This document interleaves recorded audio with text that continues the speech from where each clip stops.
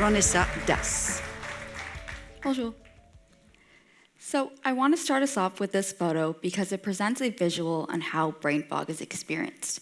It can feel like you are completely alone, surrounded by nothing but fogginess. So what is brain fog anyways? It's most often described as a feeling of mental cloudiness and is associated with difficulty with things like thinking, attention, and memory. And for years now, people with lived experiences have been describing brain fog on online platforms.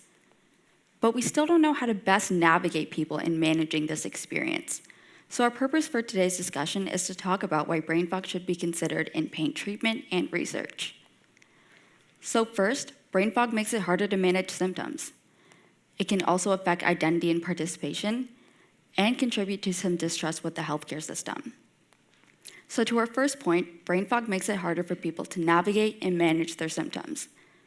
To illustrate, one participant told us that when he has pain, he has brain fog. And when he has brain fog, it makes it harder for him to do things like support his wife. And because he's unable to do that, he starts to feel depressed. And because depression and pain are related, the more depressed he feels, the more pain, and the more pain, the more brain fog. So it creates a very vicious cycle that is difficult to escape. Participants also told us that brain fog made it harder for them to manage their pain. It made it harder for them to remember their physical therapy exercises, to take their medications, or even attend their doctor's appointments. So to our next point, brain fog can affect how someone sees themselves and how they fit into their environments. So for example, one participant described previously seeing himself as a very well-educated and intelligent man. But after experiencing brain fog, even the simplest of tasks such as going to a doctor's appointments, helping with grocery shopping, or planning a family activity became extremely challenging. And as a former soldier, meaningful engagement was very important to him. So not being able to do these things led to feelings of inadequacy and failure. We also saw some interesting trends in gender and how brain fog was experienced. In our study, women veterans described having a harder time doing things like taking care of the children, household responsibilities, and going back to work. And men in our study actually described being able to offload a lot of these tasks to their women spouses. And from a traditional gender role perspective, we know that these are roles that women tend to take on, and they don't have anyone that they can offload these tasks to. In fact, when we asked women which management strategies they use, most didn't describe the use of any, and instead advocated for the development in future work.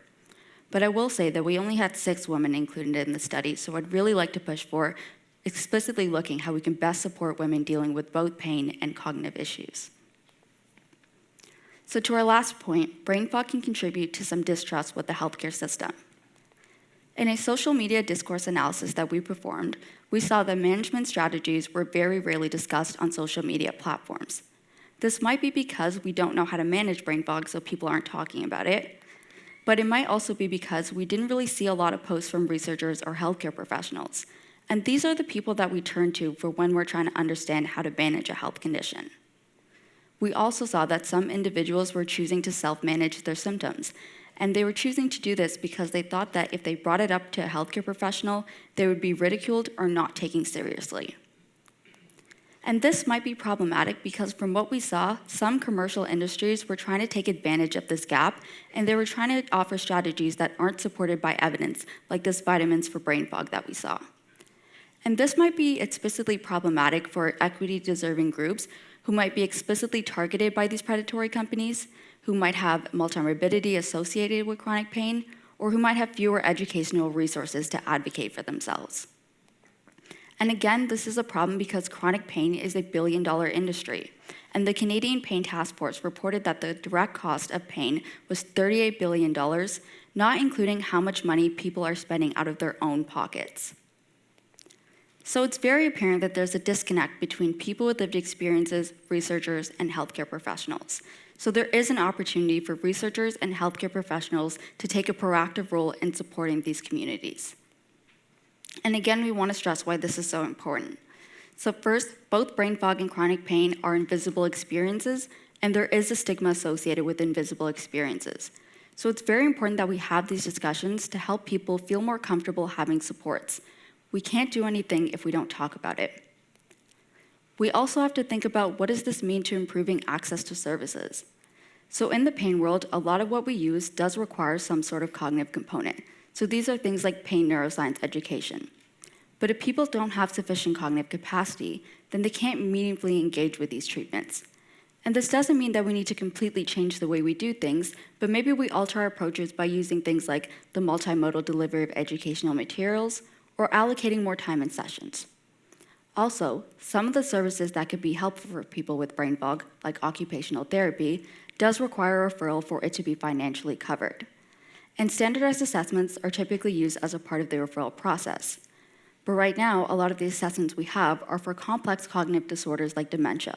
So people with brain fog often don't meet the threshold of having a cognitive impairment, and then they don't get access to these services.